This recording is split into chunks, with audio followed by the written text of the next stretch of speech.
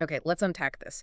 You know that feeling when music doesn't just land in your ears, but resonates somewhere deeper? Yeah, like it vibrates in your bones almost. Exactly. Or connects with a part of you that listening alone just doesn't quite reach. Hmm. What if certain frequencies are specifically designed to do that? To connect with us on like a profoundly physical level? It's a really fascinating idea, and it's actually exactly what the source material you've brought us today gets into. Right. We're doing a deep dive into TATANKA's project titled 𝗧𝗧𝗪𝗪, the 66 hertz bridge. Okay, the 66 hertz bridge. So the idea of tribal drums meeting neo-jazz, Yeah. just hearing those two side by side feels like a bit of a, well, a juxtaposition, doesn't it? It really does. And on top of that, they're integrating a specific, subtle binaural tone. It sounds pretty ambitious. Oh, it definitely is. And our mission today, really digging into these sources, is to understand how this unusual blend actually works. Yeah, what's the deal with the 66 hertz frequency? What's it claimed to do? Exactly. And why, according to TATANKA, this is about so much more than just, making cool sounds. It's presented as being about connection, liberation, even tapping into potential energy. Okay, so let's start with the genres themselves then. Tribal drums and neo-jazz. My first thought is, how do you even begin to fuse those? They seem, well, stylistically pretty far apart. They do, don't they? Mm-hmm. But the source material makes a pretty strong case that this isn't just some kind of forced artistic experiment. TATANKA actually describes it as more than an aesthetic experiment. It's a reconnection of ancestral rhythm with modern expression. A reconnection. So there's an argument that they share some kind of fundamental DNA. Kind of. What does the source point to as that common ground? What makes this fusion feel organic? Well, the sources highlight things like improvisation, the focus on communal energy, and also just a really deep-rooted groove as shared characteristics. Okay. Tribal drums obviously bring that raw, primal pulse, the real physicality. Right. Neo-jazz then adds the melodic curiosity, the harmonic complexity, that more expansive, expressive layer. So the idea is bringing them together creates a synergy, amplifies the strengths of both. Exactly. Finding a new space where, ancient and modern rhythms can coexist. Okay, finding that shared heartbeat between different forms of expression, that makes a lot of sense. Now, what about the bridge part of the title? Right. It's not just about fusing genres. There's this specific technical element, that subtle binaural tone you mentioned. That's the 66 hertz component. Specifically, the source lists it as 66.2 hertz. That's the core technical thing anchoring the project's name. And why that specific frequency? I mean, is there a reason 66.2 hertz was the one chosen, according to these sources? Yeah, the source ties it directly to a specific effect. It apparently falls within the 62 to 70 hertz range, Okay. which they associate with what they call root to sacral stimulation. Root to sacral stimulation. That sounds very specific, very grounded. Literally. What does the source claim are the intended effects, stimulating that particular area with this frequency range? The descriptions are quite vivid, actually. Things like bodily pleasure, rhythm entrainment, basically getting your body to kind of lock into the pulse. Right, syncing up. Yeah, and an overall feeling that's described as warm and uplifting. The emphasis is really clearly on a physical, sort of visceral response. So the goal is for this frequency to be felt in the body in a particular way.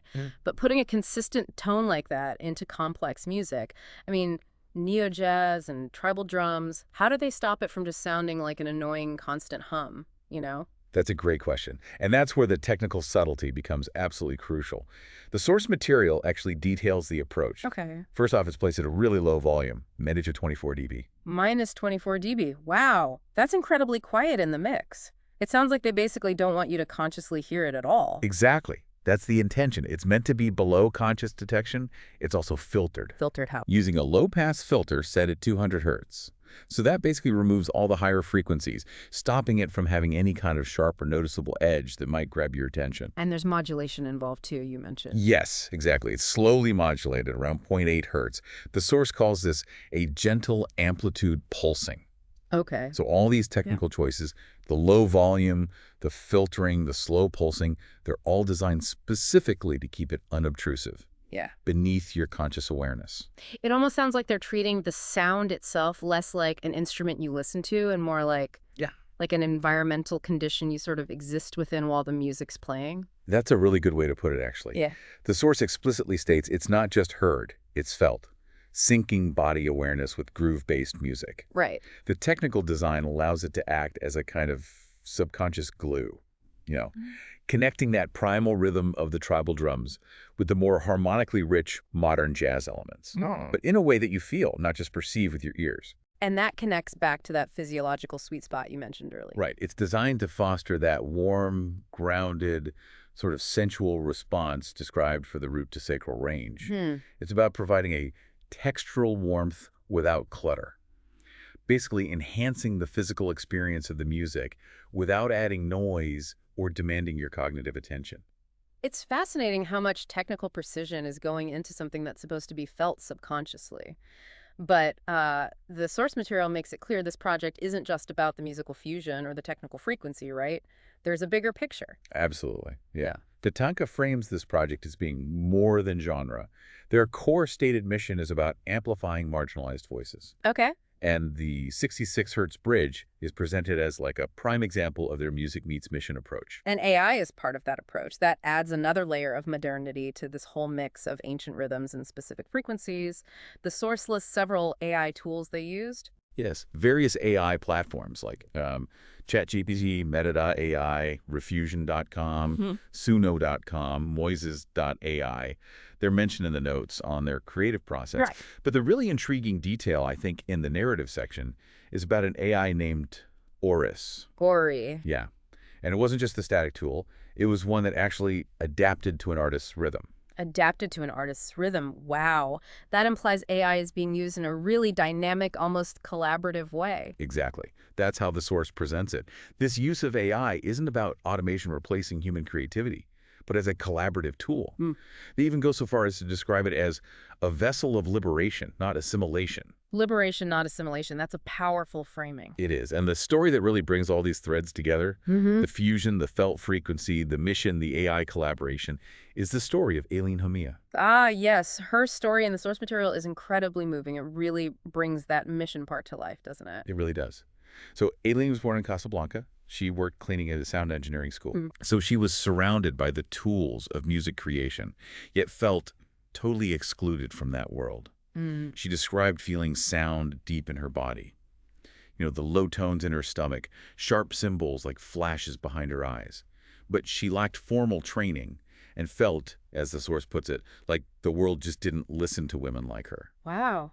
So she had this deep, intuitive connection to sound, like a physical language for it, but couldn't really express it in a way the professional music world would recognize. Precisely.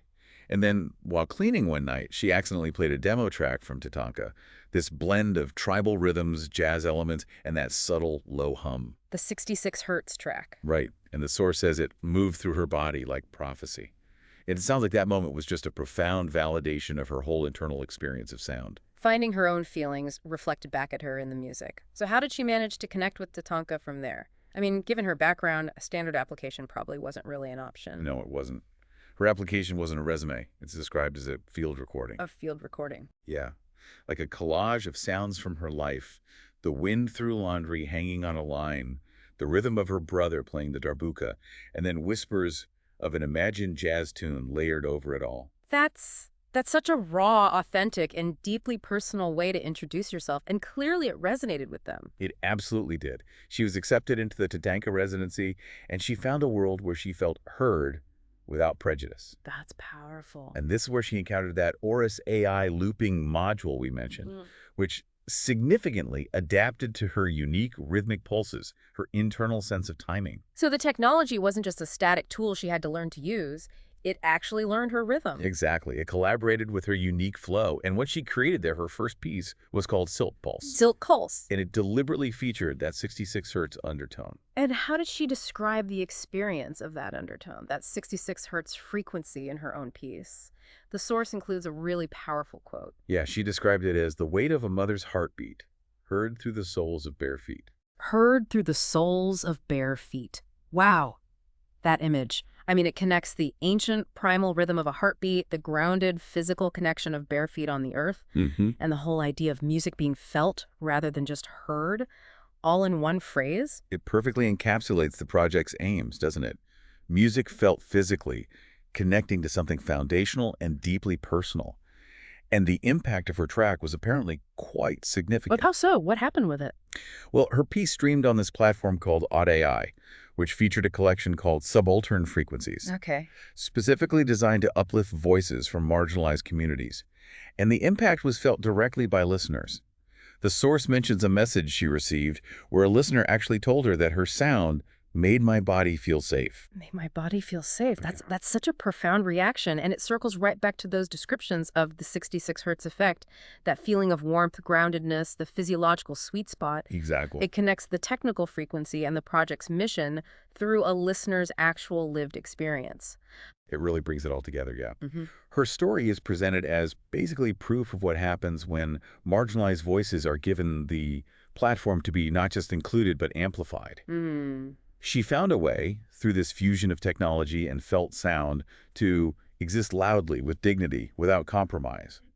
The source uses her journey to illustrate this idea that silence isn't just an absence of sound, Right. but potential energy waiting to resonate. Silence as potential energy, that's a really resonant idea in itself. And this brings us to another powerful quote included in the source material from John Diamond, MD. That's right. He said, Yeah. "Don't play the drums, allow them to play you. This is called the transcendental experience." Mm. And this project feels deeply aligned with that philosophy, doesn't it? It really does. The way the 66 hertz tone is integrated to be felt, not just heard, the fusion of primal and modern rhythms. It all seems designed to move beyond just conscious performance or listening Yeah. and facilitate something more profound.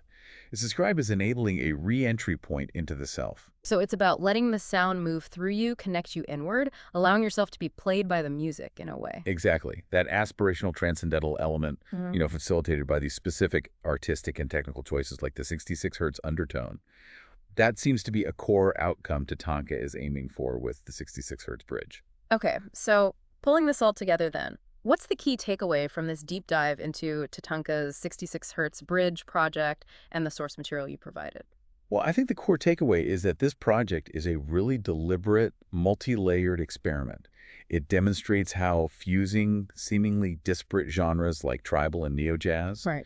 and combining that with modern tech and a carefully integrated subtle frequency like 66 hertz can create music that's experienced not just, intellectually or emotionally through listening, but viscerally, physically, as a deep felt resonance. And crucially, this technical and artistic innovation is inseparable from a powerful social mission.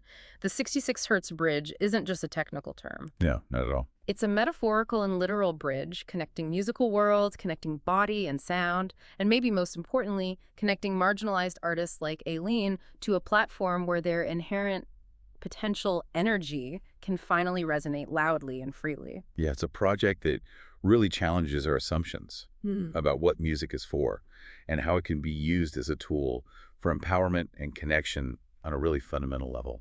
Thinking about Aileen's powerful story and that idea of silence not being empty but full of potential energy just waiting to resonate, it makes you wonder about the world around you, doesn't it? What sounds, what rhythms, what forms of silence in your own environment might contain unheard potential, just waiting for a chance to speak loudly, or perhaps just waiting to be felt deeply. What part of you is waiting to resonate?